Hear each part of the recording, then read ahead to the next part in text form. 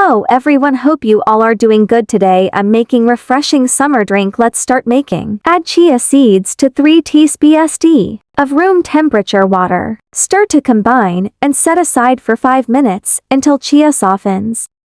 Bapu Food chia seeds can help keep you hydrated during the summer months as they absorb water and help regulate your body's fluid balance. They can also help reduce inflammation caused by sunburn and other skin irritations. Additionally, chia seeds can help boost your energy levels. Chia seeds are also a good source of antioxidants, which can help protect your body against free radicals and oxidative stress. They can also help regulate blood sugar levels and improve bone health.